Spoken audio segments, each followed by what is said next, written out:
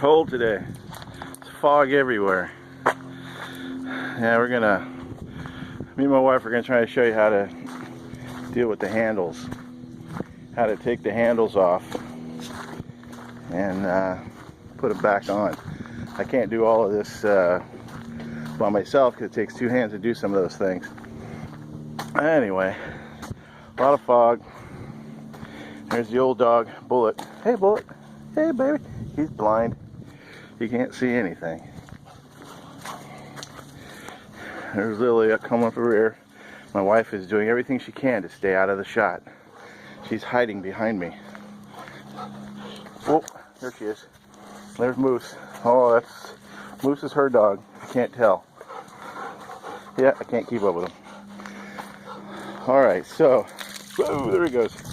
Wet, muddy. Alright, here are the parts. Here are your handles right here. This is a window crank right here. This is, you'll find these on 48, 49s, and you'll find them up 50s. You'll find them all over the place. I've seen them on 38s up to 47. So, but these are one of those things that are so easy to replace, and when they get worn out, you're just gonna grab what you can get and put them on there. They're very interchangeable. So these are the tools I use. I use this mallet, and I use this Phillips screwdriver. It's skinny because it's roughly the same size as that pin. And then I'll take a spreader like this and basically notch it like that so it matches the diameter of this shaft thing goes on that's on the handle. And on the door latch, the hole is in line with the handle, and the one for the window crank is not. It's off to the side like that. Anyway, so to take them, I'll take one off and I'll put one on. And so I start with the spreader, then I cut a hole in a stir stick and I bust it in half. And the reason I do that is because the thickness of this stir stick is about what I need to keep the echelon away from the hole. You'll see what I mean. These things right here have a heavy spring on them. It's a pretty strong spring, and it's hard to keep it pulled back when the handle's in there like that. You got to pull this back.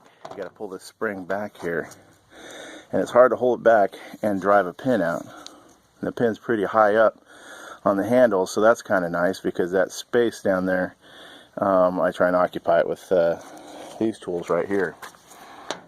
So you walk these over here. This is where I'm going to have her, i.e.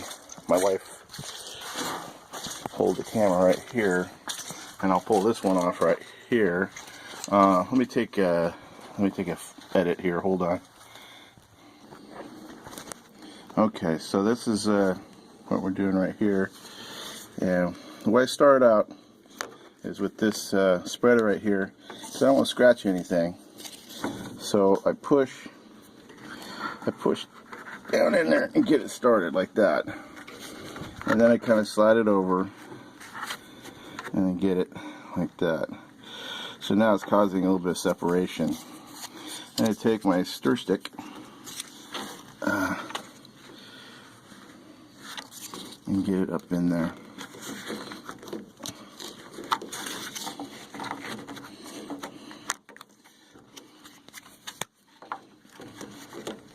Okay, so now the stir stick is in there, and you can see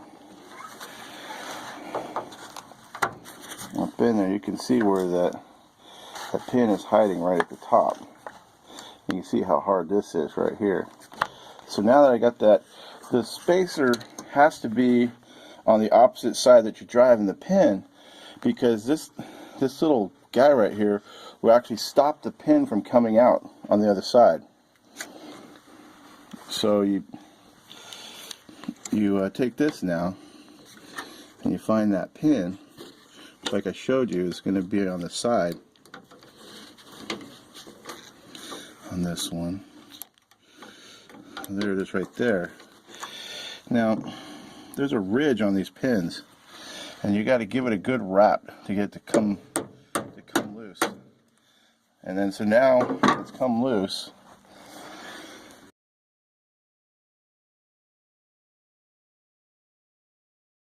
So on the bottom side here, you can see the pin, and it's still kind of hung up.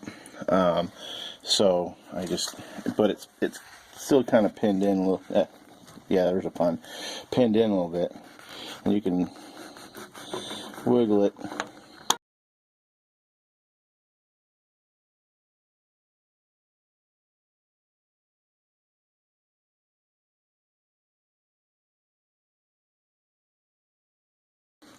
Okay, so I could say to put it on, you would just you would reverse it.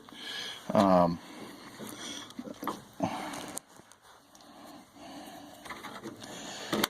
pull this out, and then it just comes out, and that comes off, and you got your two pieces. But to put it on, the easiest way is just to get this started.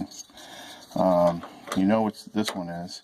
There's actually a hole going this way and this way. So the original hole, the one that was being used, might be wore out, and you can switch them. That's not true for the door lock, but for the window crank it is.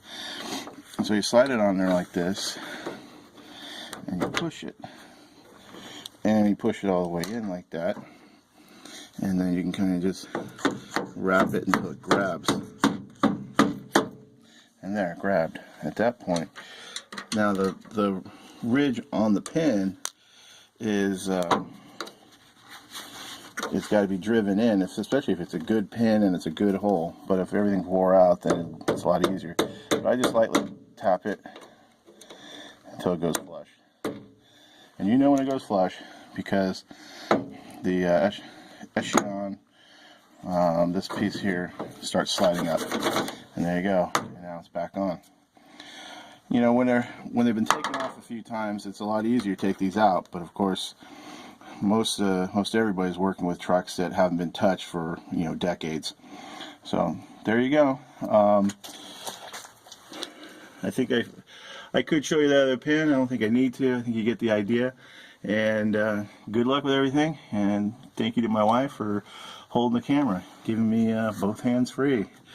All right, we'll see you later. Bye.